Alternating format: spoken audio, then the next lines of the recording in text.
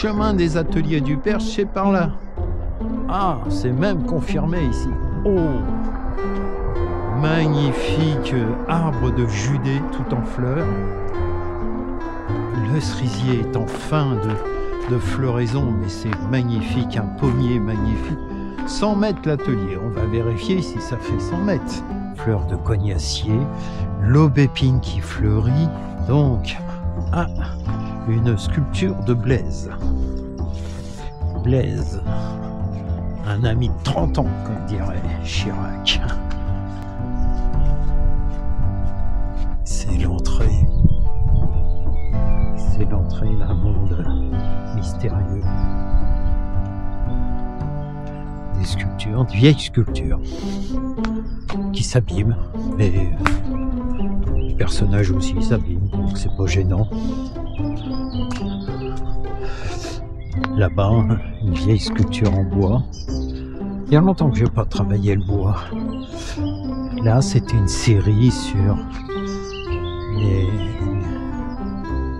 Ça, c'est une sphère. Là, il y a un cube et là-bas, il y a des tétraèdres.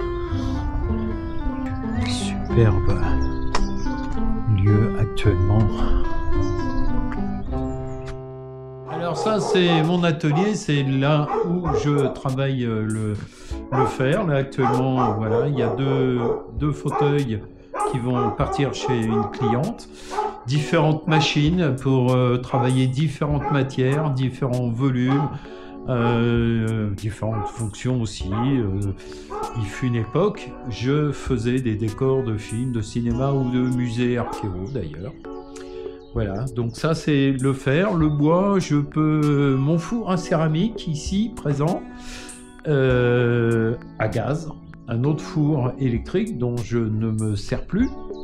Et puis donc voilà, nous sommes en extérieur. Ici c'est ma réserve de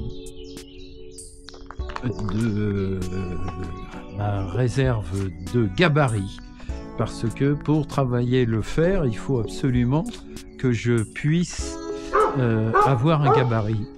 Par exemple, ça, cette sculpture-là, je l'ai faite sur la demi-sphère là-bas en plâtre.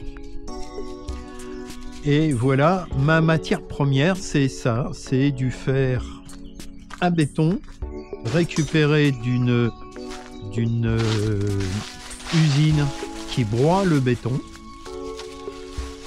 et ce qui me permet de travailler à pas trop cher des formes qui sont organiques. Et après, mes supports de plantes, parce que c'est un petit peu ça l'essentiel, les supports de plantes sont complètement invisibles quand la plante grandit dedans.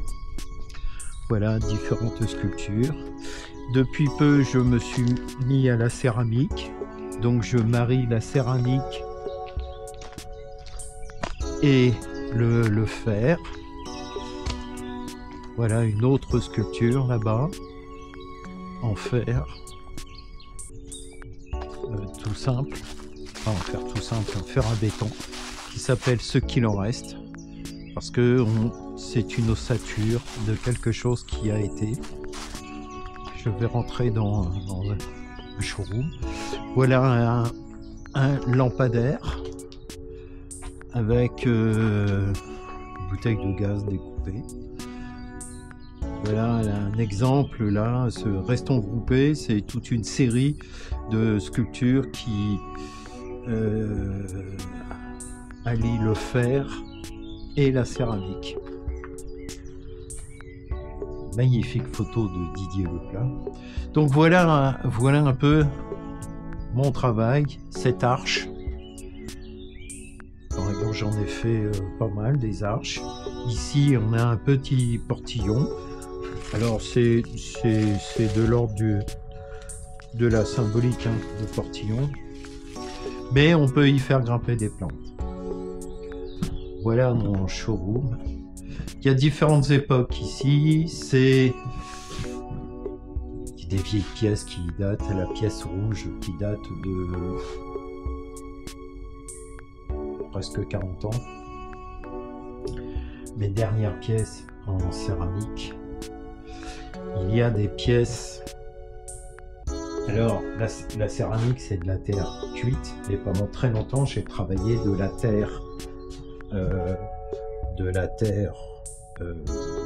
crue. Ça, c'est de la bauge. C'est une maison qui a été démolie et que j'ai trouvée dans une décharge. Un scandale. Voilà, ça aussi, c'est de la bauge. Une terre crue. J'en ai fait cette bauge.